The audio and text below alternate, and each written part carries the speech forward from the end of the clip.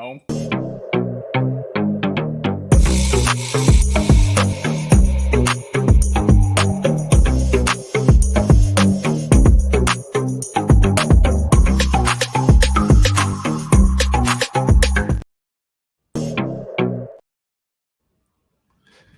Yes, Raj, I am at home. This is just what my backyard looks like.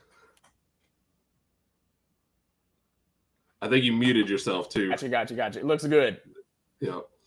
Having a rough night there, huh, Raj? But the show was on. We made it to the show. Yeah, I had some technical difficulties on my end, and then I'll take a look at them immediately after the show. Not sure what's going on. You're gonna take a look, or Bob's gonna take a look? Inoperational at the moment, but we will be back. Who's gonna take a look? You Both or of Bob? us are. It's a team effort. Everything's a team effort. Why do I get to feel like a Both team of effort us. is you sitting back there sipping some bourbon and Bob's doing all the work? Is that I can't how do it really anything happens? about your assumptions. Okay. Well, No. you like the shirt?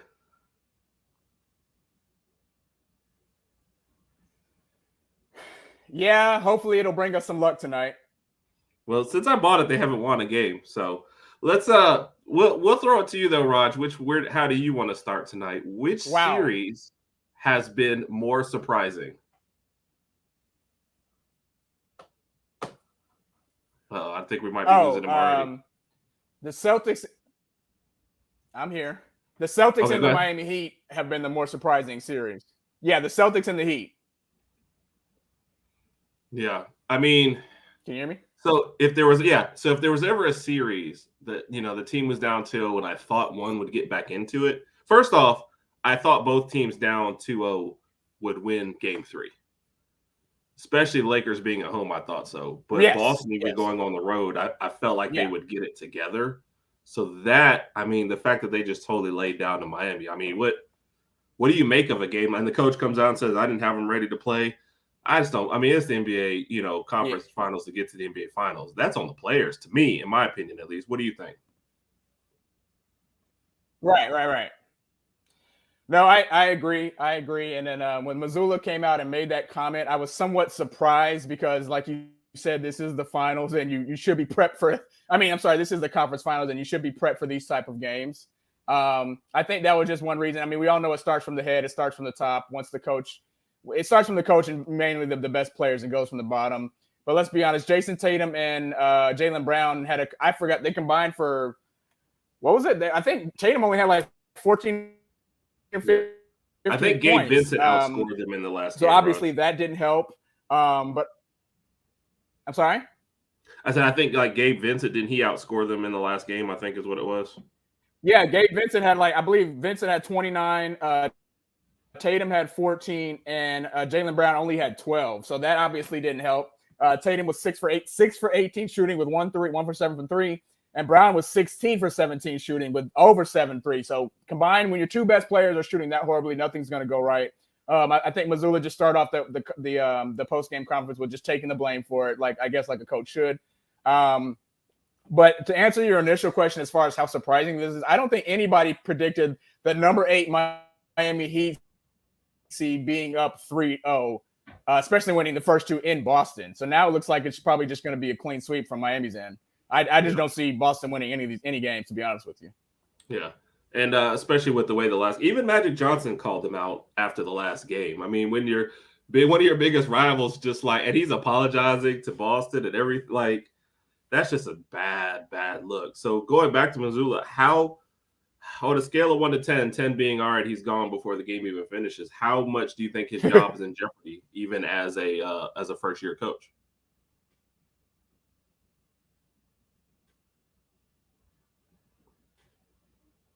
Well, I'll go ahead and say it then. I guess we lost Rod for just a second there. I know he's taking the blame here, but I feel like you've got to put more on the Tatum and Brown pairing than you have to do. John, I'd say about a 4, to be honest with you, for the reason you mentioned. He is a first.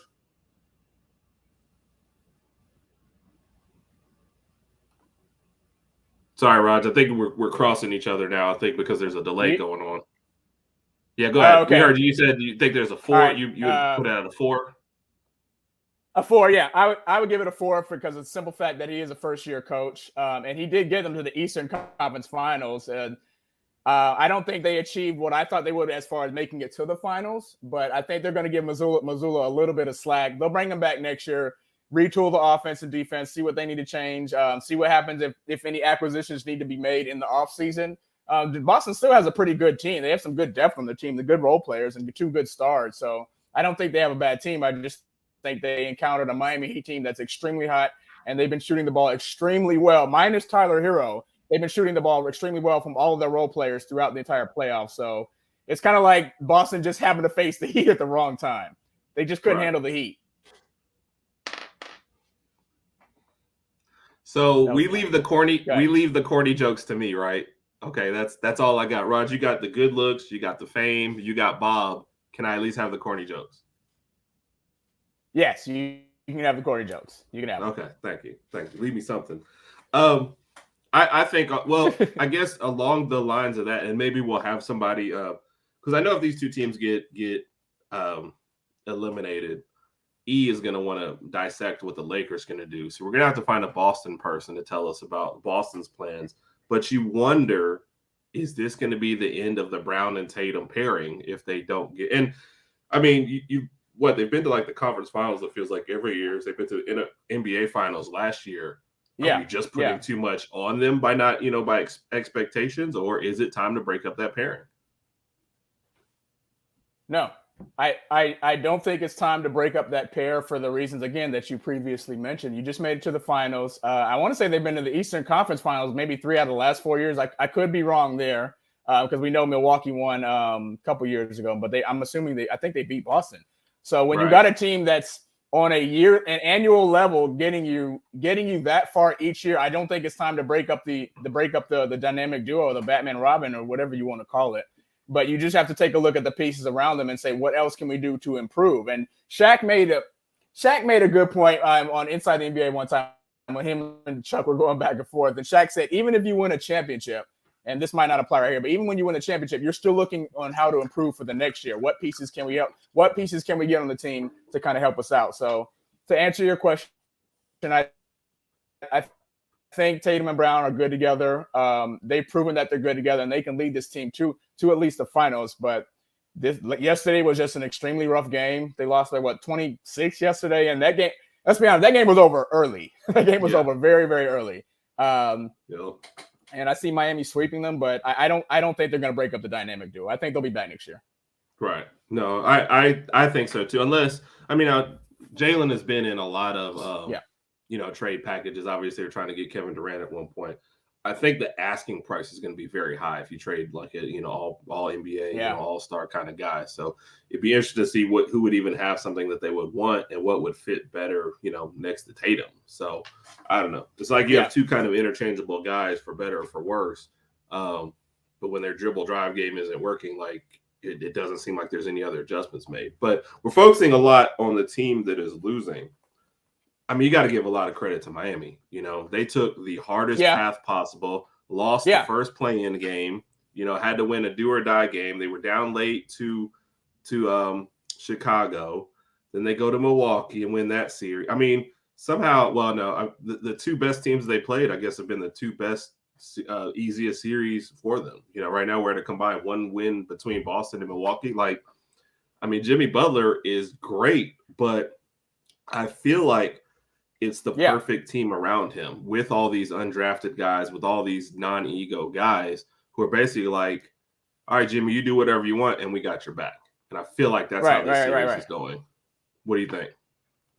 Yeah. Yeah, you made a good point, and I think I want to say maybe you and I may have discussed this off the air, but Jimmy doesn't have a strong number 2 out there saying, give me the ball. They know that going up and down the court, going up the court on offense, Jimmy's going to get the ball regardless of what happens, and everybody just plays from there. I think he's got the right amount of role players, and let's be honest, his role players are good shooters too. They're good defense. They play pretty good defense, but they're just really, really good shooters. So he's got the great accents on this Miami Heat team to help him lead. Yep. And with that being said, Tyler Hero is supposed to be back for the finals. I don't know how early he'll be able to return. I don't know if it'll be game 2, game 3, or maybe even game 1. We honestly don't know. But obviously, if Tyler Hero can come back, that'll be a plus for them. Yep. Now, you know what's interesting? I was listening to a podcast on the way home yesterday, and the announcer there made a good point about Tyler Hero that I thought was, well, he made not a good point, he made an interesting point about Tyler Hero. And he said that it's been addition by subtraction for the Heat because now they're not trying to force in a guy, to get him his shots and stuff like that. They're playing a little more free-flowing, playing through Bam, playing through Butler, and they don't have a defensive liability out there as much with Hero out there. So what do you think about that? I thought that was because I'm with you. I was thinking it was a negative this whole time, and now somebody kind of explained, hey, this is why the Heat are still doing well without him.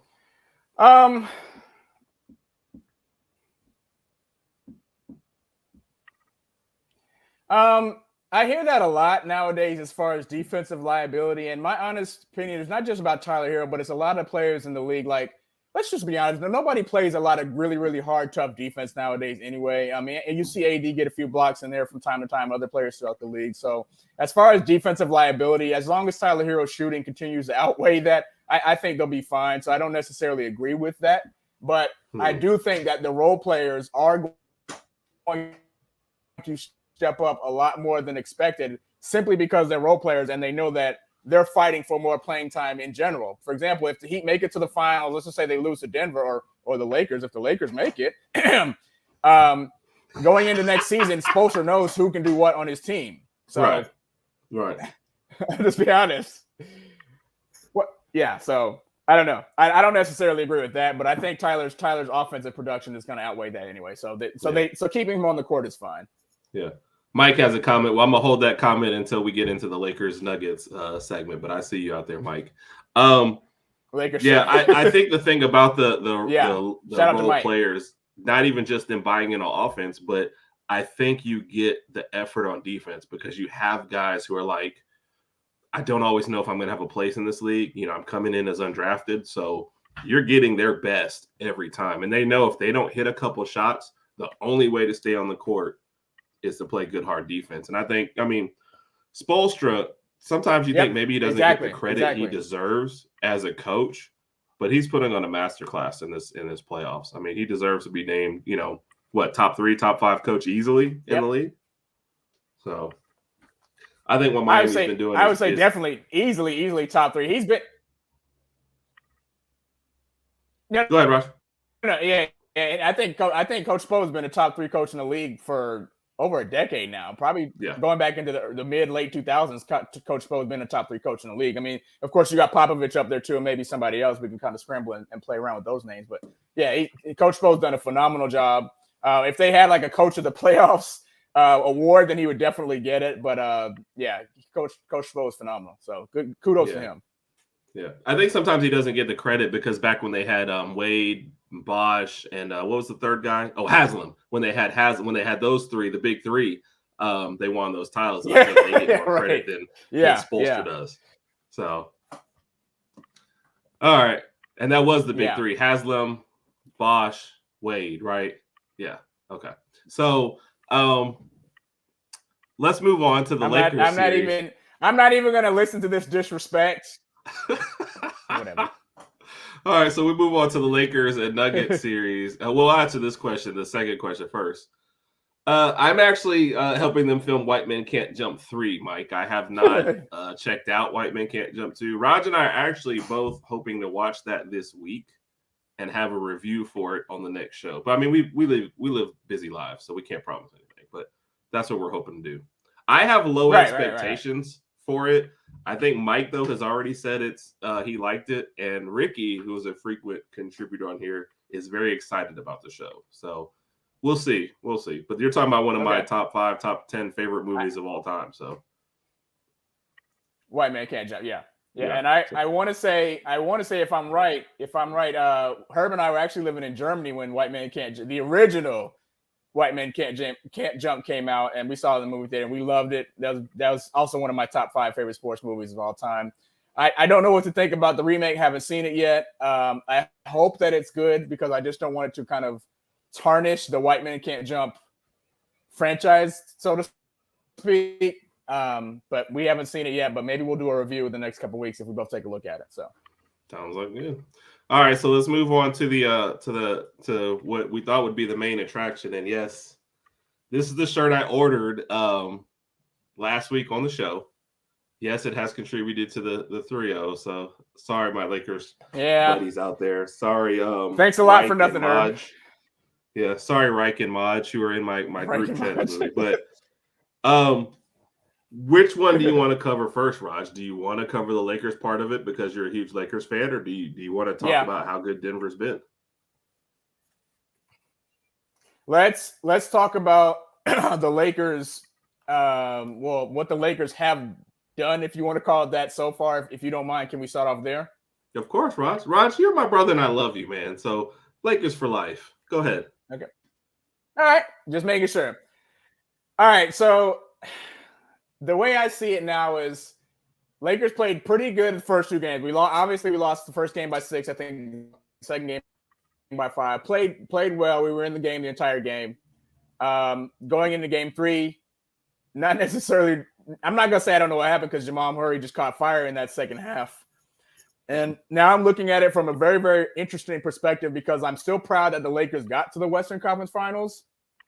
Excuse me, but I did not predict us going down 3-0. I thought even after we dropped the first 2, and I texted you and Maj, and I said, hey, Lakers are going to win the next 4 straight, still Lakers in 6.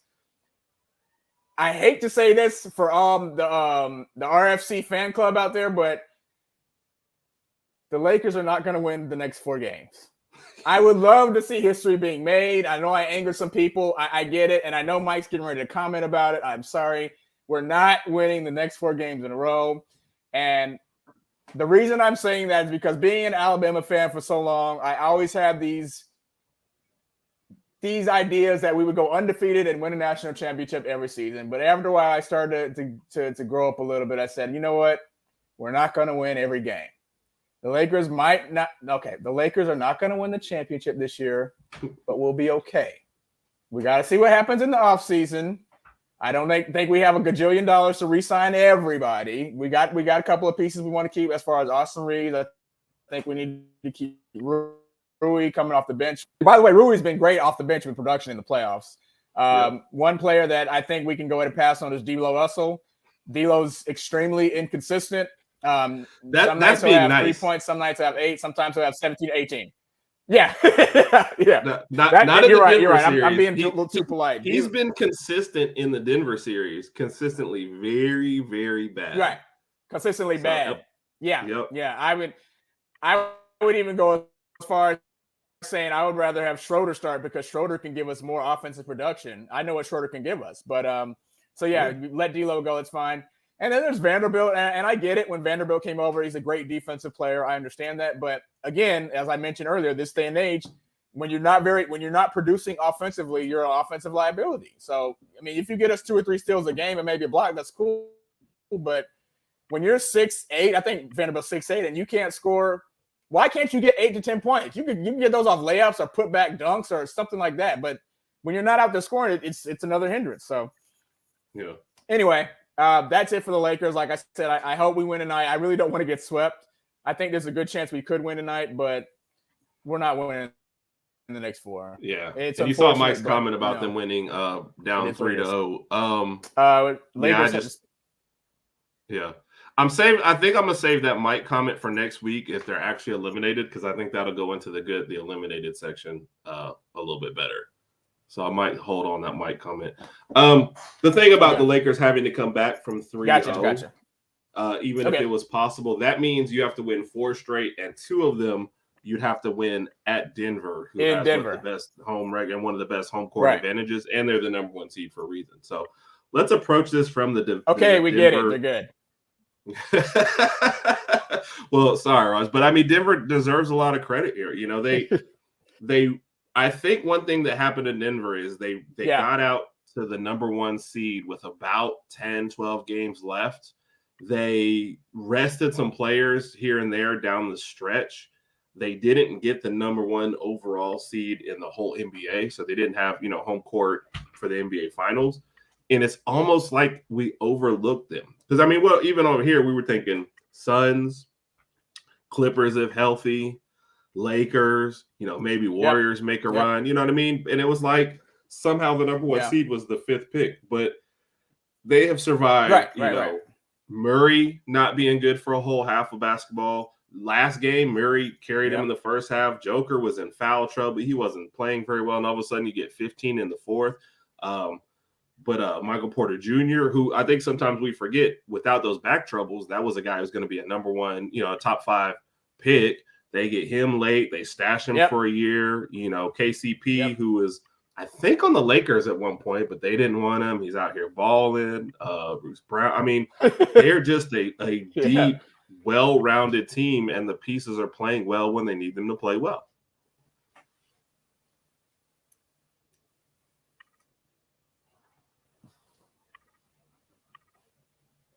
I think we're getting a little bit of a delay, right? I agree. Go ahead.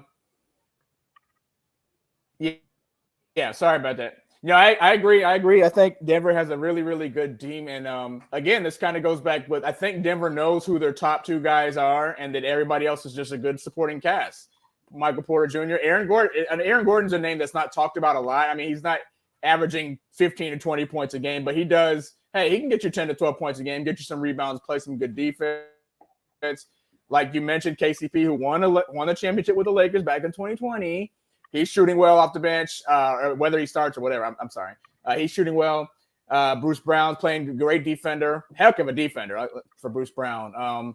But the Denver's just a good team. They're extremely deep. And again, it goes back to what you said. They're healthy. That's the main part about their success this season, is that they're healthy and they're able to do it all together. So good for them.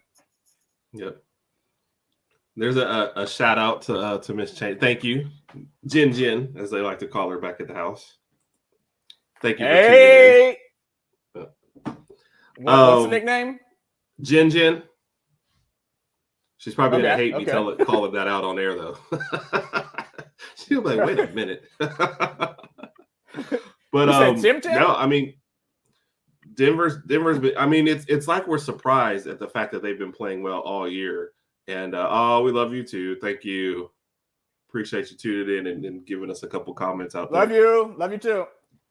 She's probably tuned in and said they're not talking about Alabama football. Like, what's wrong with them? No, we do occasionally. Now wait till the fall. Wait till the fall, and every segment is 30 to 45 minutes of Alabama and like 15 minutes of everything else. Yes. So, it's definitely coming. But no, I mean, Denver's just. I mean, they're putting on a masterclass in this series, And I think they're in the one matchup where they're like, we don't want to give LeBron James and the Lakers any kind of hope. So, I think that's what you saw last game with them playing a lot better and them focused. I expect a focused effort from them tonight too as well.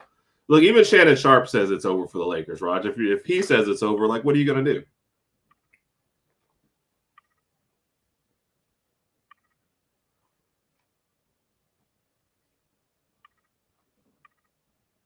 I can't tell if you're waiting on me or if we're froze for a second. So, there we go. It's funny, like Rodg, we ranked. Sorry. Yeah, you're good. The last thing I said was just we shouldn't be surprised, I guess, at the way this has gone down with them. And I think that they're a focused team coming out here, and they're really like, they don't want to give a LeBron James team hope. And I think that's why you're seeing the focus effort from them. Even if they somehow drop game 4, I would expect them to win game 5. Yeah, I agree. And I think some of us are stemming off the LeBron, the Magical, and the King James coming back from 3-1 back in 2016 to defeat the Warriors. And there's this hope out there for people like me and some other Laker fans that maybe LeBron could lead a team at 38 years old to win 4 straight games. But unfortunately, I feel like that's a large amount of hope, and hope is a dangerous thing.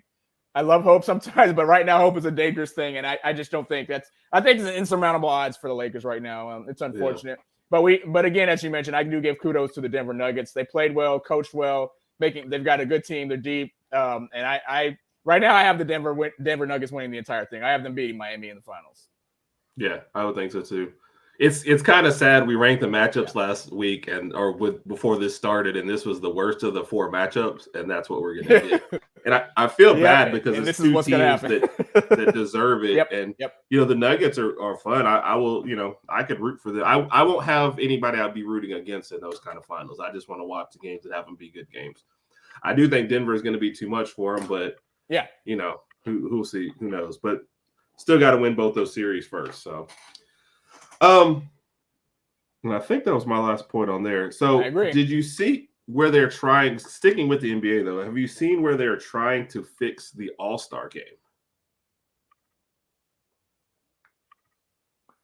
I did not see this. Please enlighten me. So they haven't come out with anything. The only suggestion really has been go back to East versus West, which I think that's a mistake because I think people did like the draft and stuff like that. I think the real problem is as we've moved along, people are not going to be competitive in the All-Star game. Nobody wants to get hurt. And with load management being as high as it is now, why would you go all out? Why would you rest half the season and then go all out in an exhibition game? Like, nobody's going to play defense. Nobody's going to want to get hurt. I don't know that the game can be saved. Yeah. Now I'll say this, the worst idea that has come up, let the All-Star game decide home court advantage. No, that's a terrible idea. That's one reason why baseball went away from it. It is, don't let me play my whole season to get a number 1 seed and then find out that because of a game they played in February, like, we don't get home court advantage. No, forget it. No, that's horrible. That the All-Star game is going to change at all. I feel like, and like you mentioned, like, the All-Star game is seen as like rest, like a break, or more like a mini vacation for the players. They'll show up, they'll go to All-Star weekend, hang out a little bit, and when it comes game time, for the first 3 quarters, it's pretty much dunks off the backboard, all kinds of crazy passes, people shoot from half court, and then you see it turn up a little bit in the 4th quarter where it gets a little more competitive, but ultimately, I like it the way it is. You play an 82-game season, and you already have guys focused on load management, and they're already sitting out games. I don't see anybody going in here and say, "Oh man, I got to go get the steal, or I got to do a chase down block in the All-Star game." Just keep it the way it is. I love the draft now personally. I like the format. I like it a lot more than just East-West. It's entertaining. I like being able to watch the draft on TNT Live. I think it's pretty cool, and it's always cool to see which players who you think may not like each other playing on the same team, or LeBron picking certain guys that maybe he's played with in the past, or vice versa. So I like it the way it is. And again, you mentioned how the baseball All-Star game decides home court advantage. I just don't do that for basketball. That's why you have the regular season. That's why they compete in the regular season. Let's leave it the way it is. I'm not really sure what else they could do to kind of make it more entertaining. I like it the way it is, and that's why you have a 3-point contest and a dunk contest separately, and the skills challenge. So I like it the way it is. I'm on team no changes to the All-Star game. So I'm fine. And I think, to be fair, I think baseball did finally get away from doing that, but it was a bad idea when it started. An exhibition game, because then you have guys who are going to make the All-Star team who aren't even going to make the playoffs, and they get to decide home court advantage. Like, none of that makes sense, Yep. So no, I don't agree with that. I guess Mike is on the same thing. Yep. I think because growing up, Mike, they saw some of the competitiveness and they think that should happen, but the money has increased in sports. Players are making way more than they were ever making. There's a lot more to risk now, Back when Michael Jordan was playing, he made $3 million playing basketball and $30 million on endorsements. Like, it's not like that anymore. Yep.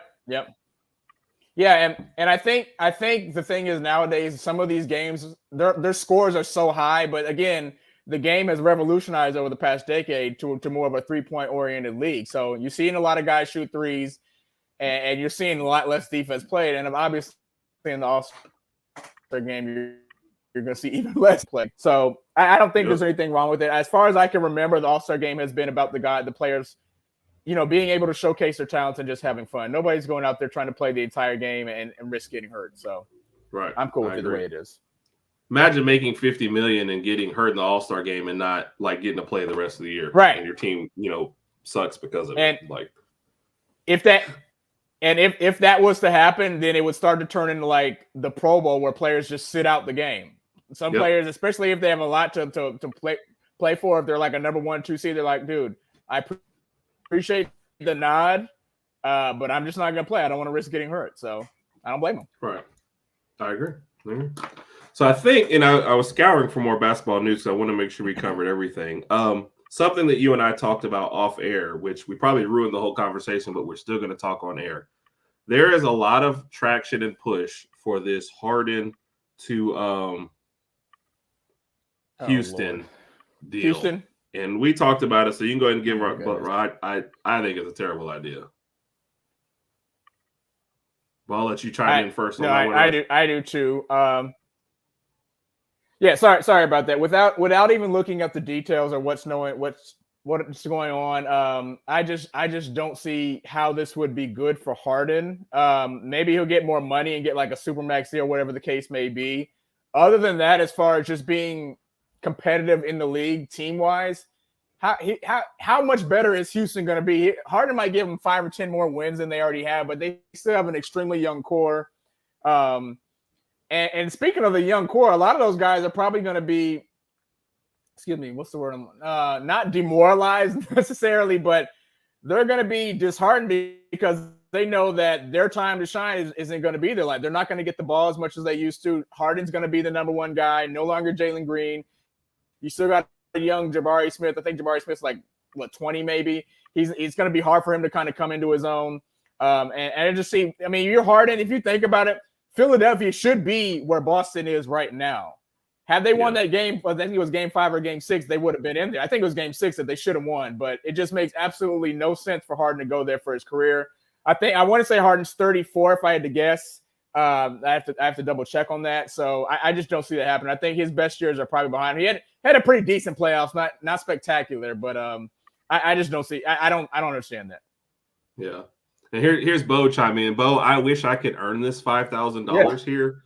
I can't make a case. Like, from every perspective that I look at, it doesn't make sense. Okay, you're Harden and you're starting to enter the twilight of your career. Going to a super young team that has zero. Look, Harden to Houston has 0% chance of winning an NBA title next year or the year after, maybe in the next 3 years. You would have to. The stuff that you would have to trade from Houston to make them a title contender is all their youth. And now you're just remaking it. That part doesn't make sense, okay? Right. Harden is not going to help you develop those youngsters because Harden, he's made it clear in this last team, he wants a team that is basically his team.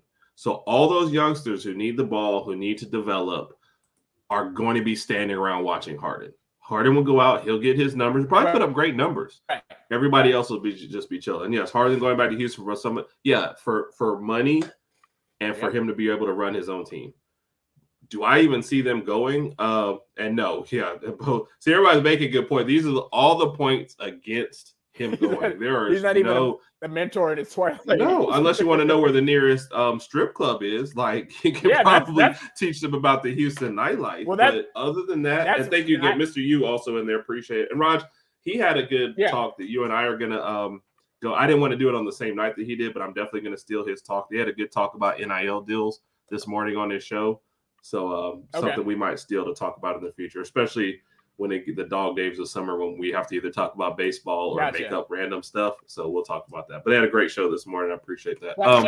Shout out to Mr. U. Yeah. No. But back to that. No, none of this makes sense, Raj, to go out there.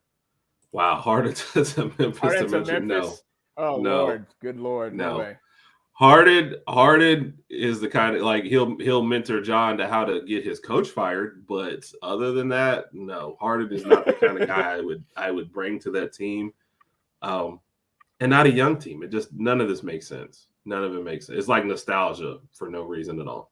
So, all right, Raj, the last NBA one, just to before we slide out here. I feel like. Go ahead. Yeah. Oh, sorry. I kind of agree with Mr. U. I think Harden would only go back to Houston for the nightlife and other reasons outside of winning a trophy. And excuse me, I just looked up Harden's age. He's 33. He'll be 34 in August. After that, with his style of play, he's got a couple more years left. Not even like solid great years, but just a couple years left. So he'll just end for his personal life and then call it a. Yeah. Would go there knowing you just came that close to make it to the Eastern Conference Finals. It's kind of like you're giving up already. But We'll see what happens. The life. Yes, definitely the nightlife. Yeah. he will be getting into some trouble in Houston. Yep. All right, Rodg. Yep. Quick exercise. Oh yeah. You might think this is one of the coaches the questions of death, but no, I've got some tougher stuff for you. Okay. I saw a good article that did this though. The 5 jobs that are open right now: Milwaukee, Phoenix, Detroit, right, Philly, Toronto. Rank them Detroit, Philly, Toronto. Okay. From best to worst, as far as like if somebody said, Rodg, you're going to be a coach tomorrow, what job would you most want to take to least want to take? Wow. I would give me the 5 again. Milwaukee, Philly, Toronto, Phoenix, and who's the 5th one? Detroit. Oh Lord. All right. So just with that being said, I'll say this. Detroit has some good young talent. They'll probably get another guy. Detroit has some good young talent, and they'll probably get somebody else in the draft, but it's still going to take them some time to kind of be a competitor. So with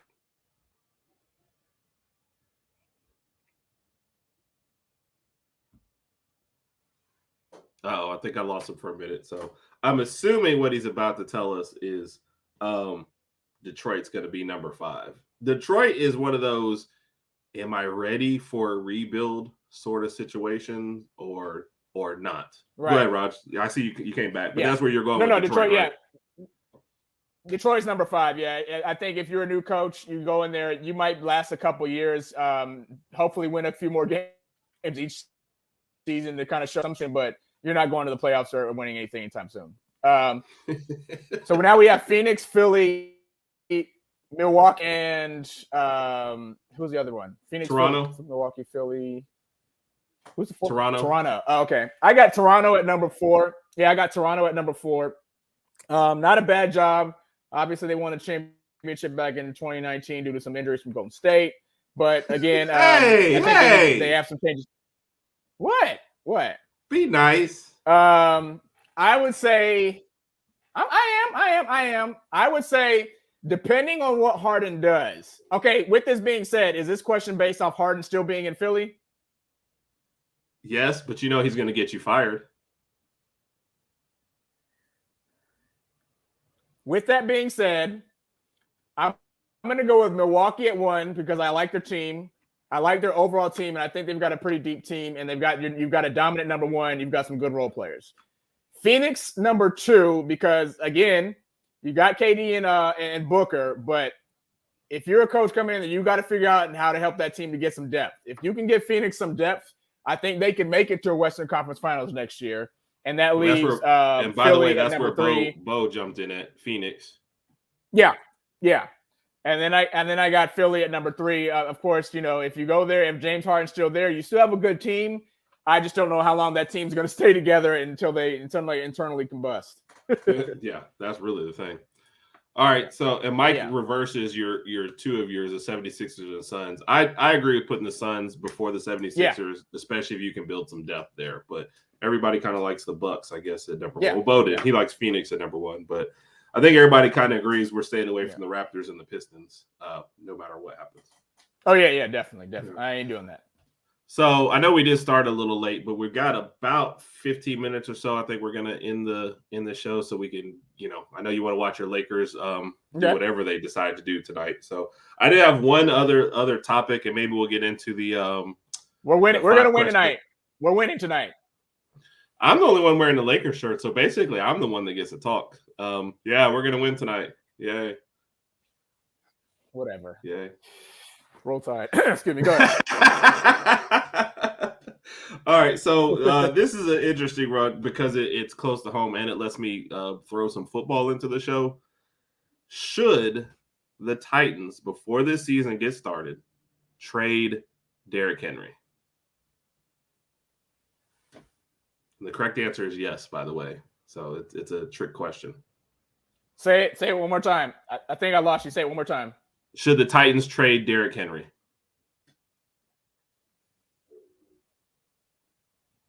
You're going in and out. Say it one more time. I'm sorry, Herb. Should the Titans trade Derrick Henry? Oh.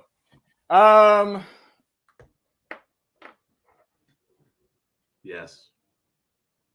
Yes. So I think Rodg is in the cave and his internet is going in and out. He looks like he's very, very pensive about this. The reason why I don't even know. Oh, there he goes. I would say, yeah. I think the Titans are kind of in a rebuild right now. Anyway, they just got Will Levis. We obviously don't know how good he's going to be. Go ahead and trade Henry, see what you can get for him, and kind of package him a deal and just start over. They had their heyday, they had their best years behind them, but so let Derrick Henry go somewhere else where maybe it'll be even more successful than he already was. So go ahead and trade him, start over, rebuild. Yeah. All right, Rod. I think we're going to move into the because we're having technical difficulties and stuff. I think we're going to move into the 3 questions. Yeah. And work on that for next week. Bo's last comment on I agree. Was gentleman sweep. I don't know, man. I could see. Yeah, most likely. Yeah, I can see Lakers winning tonight, but I don't think they're winning Game 5 at all. So yeah. All right, Rod, you ready? Sweep. Yep. Let's do it. All right. Play, work, love is first up. Okay. You ready for the first 3? Yep. Harden. Let's do it. Harden, Westbrook, and KD. Oh, Lord. All right. Harden, I know who play is. KD. I would want to. Who, Harden? Yes. Yeah, Harden's play. Harden likes the wink nightlife, so I'm gonna hang out with Harden. Right. Work. I would rather work with Russell Westbrook because I think he would be entertaining. It would be cool seeing him like arguing with our supervisor or our boss all the time. That would just be entertaining. I would just be sitting there like, oh man, I love coming to this job. KD looks a little more chill, a little more relaxed, so I don't mind him being my neighbor. We could talk about, just normal neighbor stuff. Oh, your lawn looks good, blah blah blah blah blah, all that type of stuff. So yeah, but definitely Harden play. I'm hanging out with Harden. Yeah. The problem with KD is if you insult his lawn, he's probably going to report you to the HOA or something. Like he would be real upset. Oh yeah, I didn't think about that. I didn't think about that. Yeah, that could. He's a little sensitive. Yep. All right, you ready? We heading to Miami. Yep. Jimmy Butler, oh, Lord. Bam Adebayo, and Eric Spoelstra.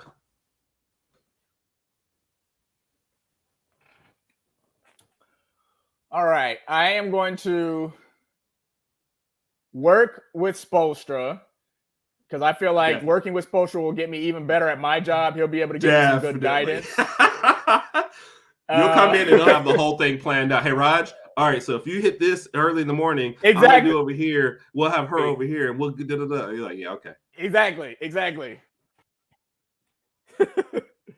I'm going to have Bam as my neighbor. Bam just seems like a cool guy. I wouldn't mind, talking neighbor stuff about him. And I'm going to play with Jimmy. I think playoff Jimmy is cool to hang out with. We can go out, have some milk, and then in the morning have some big face coffee that his own brand of coffee. So that would be cool. I'd hang out with playoff Jimmy. Yep. All right, and we'll end it with the Lakers version just to make you happy. Okay. Austin Reeves, Hachi Sauce, and Tristan Thompson. Okay.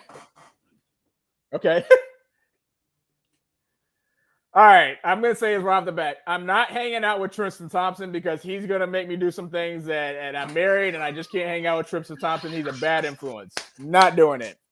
So I cannot hang out with it. I'm going to work with Tristan Thompson. I'll work with you and I don't want to see you outside of work. I don't want you ruining my marital life or my personal life. I want to see you at the 9 to 5. After that, don't call me or don't text me, Tristan. Wow.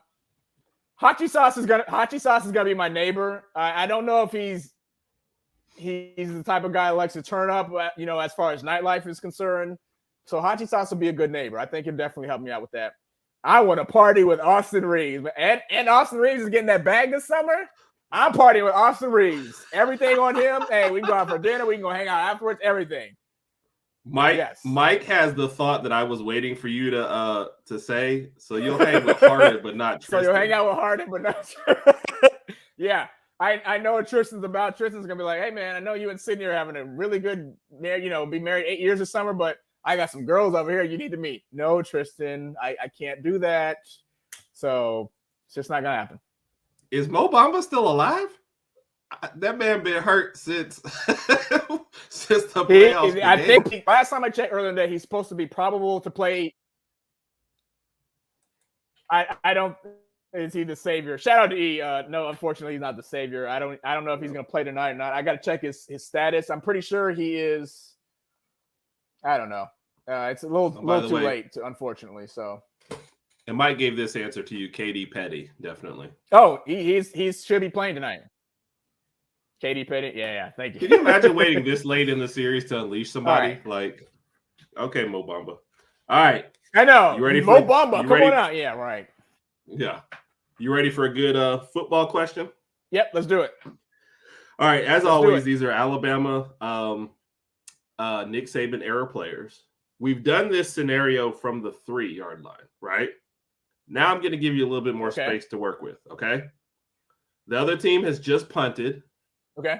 You're starting from your own 22. There's 2 minutes, 47 seconds left on the clock.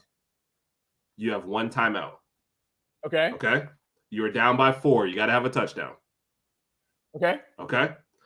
I need a quarterback. Gotcha. A running back. 2 wide receivers. And then a flex player. That flex player can be another wide receiver if you need him, another running back, or if you can think of a good Alabama tight end, you can have that person.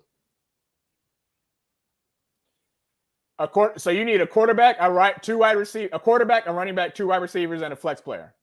Yes. 2 minutes, 47 seconds. My quarterback's going to be Bryce Young. Oh. All right, I got quarterback is going to be Bryce Young. I'm going to keep Derrick Henry at my running back. No. Yeah, I want to keep Derrick Henry at my running back just in case we get them to close and we need 1 or 2 yards, 2 tough yards on the end zone. Wide receiver.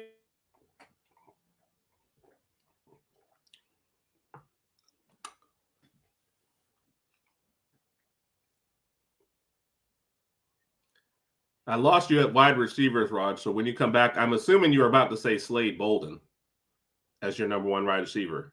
Is that right? Yeah, he's shaking his head. Slade Bolden is his number 1 wide receiver. And then was it Holden who just left us for Oregon and then got kicked off? He's going to be your number 2. That's an interesting pick, Raj. That's a little crazy. I did not see that one coming at all. Who's going to be your number 3? Who? Oh, Julio Jones. Okay, finally a good pick. Okay, I like that. Who's calling plays for you? You gonna have Lane over there? You gonna have Sark? All right. It's up there. You go. Sark. I'm gonna go with Sark. Lane's. Sark, hey, Raj. Too risky Raj. for me, so I lost you after I lost you after your running back. So give me your wide receivers again.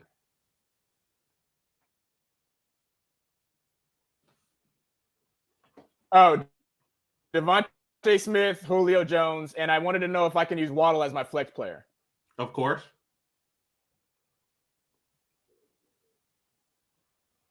So you got Bryce Young, Derrick Henry, Devontae Smith, Julio Jones, Waddle. So you got speed, you got catching, and you got physical. And then Derrick Henry's your running back. Yeah. Okay. Yeah. And so you got a couple of different ones. Najee. I like the Najee pick just because he was always my favorite running back, and I feel like I get the catching and receiving. Yeah, that's when I picked my running back, I thought Najee too because of his hands. Yeah. Yep. And I guess he's taking J-Mo. I like J-Mo's speed, but I feel like I could get that from other players, you know. Julio, I guess not as fast, but I definitely have the strength. But J-Mo definitely not a bad pick. But I don't think I would have J-Mo and Waddle because I would need somebody underneath too as well.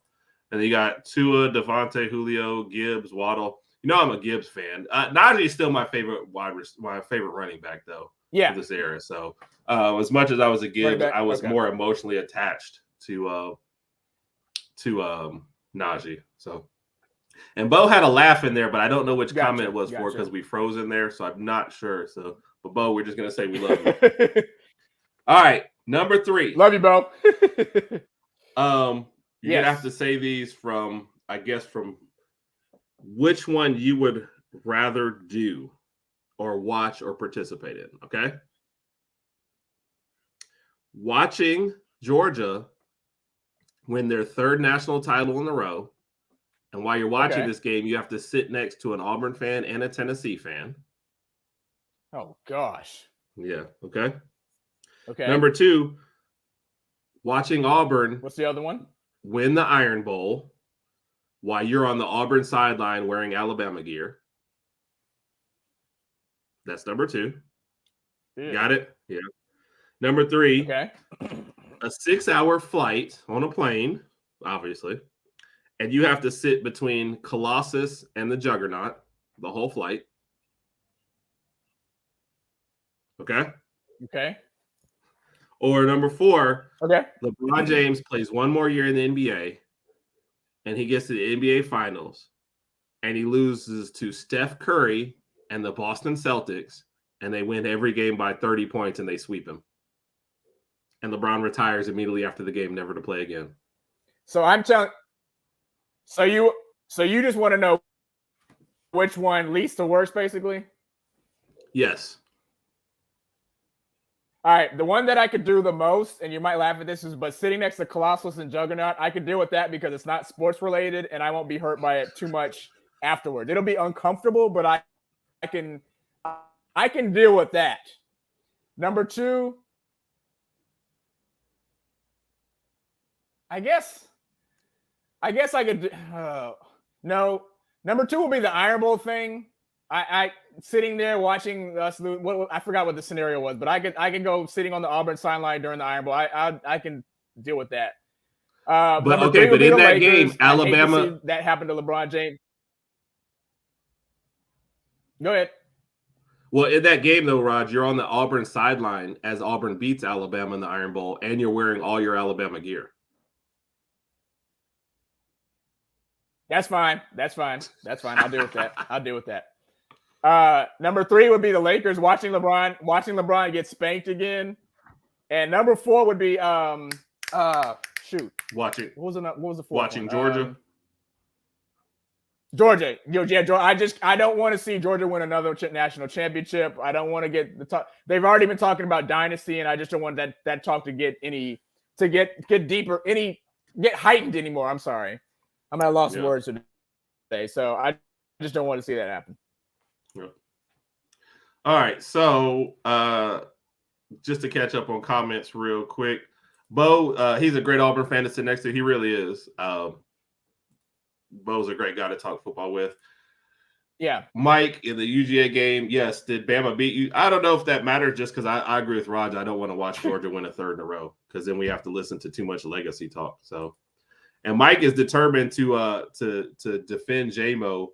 The only reason why I disagree with the J-Mo is then you're also kind of putting with Waddle, and then you've got 2 running backs. So I just feel like you're probably going to need more hands on the field as far as that. So it's not a bad pick by any means. I don't think any of these picks are bad. I think it's just your personal preference. That's why J-Mo didn't first come to mind. Plus, I guess I'm more like, also with the Gibbs thing, I'm going with guys who didn't transfer in. I guess they were here longer, but that's no knock on them. It's just, that's where my mind first went. But obviously I loved J-Mo and I love Gibbs. Gibbs would almost, I guess be my 3rd favorite running back that we've had here, but I'm always going to be a Najee fan when it comes to running back. So I can't. Yeah. I'm a creature of habit. I'm an old man. I just wish I was able to see Gibbs at Bama. Oh. Yeah. Yeah. With a real offensive coordinator. I understand. I wish we were able to see Gibbs at Alabama for more than just 1 year. That would have been interesting. Agreed. All right, Raj, we're gonna get off and go. Let us watch our Lakers play. Oh wow, here you go.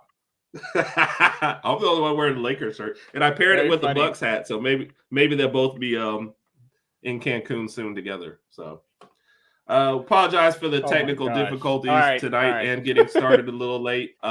Yeah, sorry about that, guys. Everybody has a great night. Thanks to everybody who commented, man. We love the comments. You guys really help make the show, so we appreciate you guys, each and every one. Yes. And Mike, you can hold that one comment for us for next week if the Lakers actually are gone. For Herb and Rodg and for everybody listening, Herb and Rodg podcast, we appreciate you always. And we will catch up with you guys next week. And as always, roll Tide. Appreciate it, guys. Roll Tide.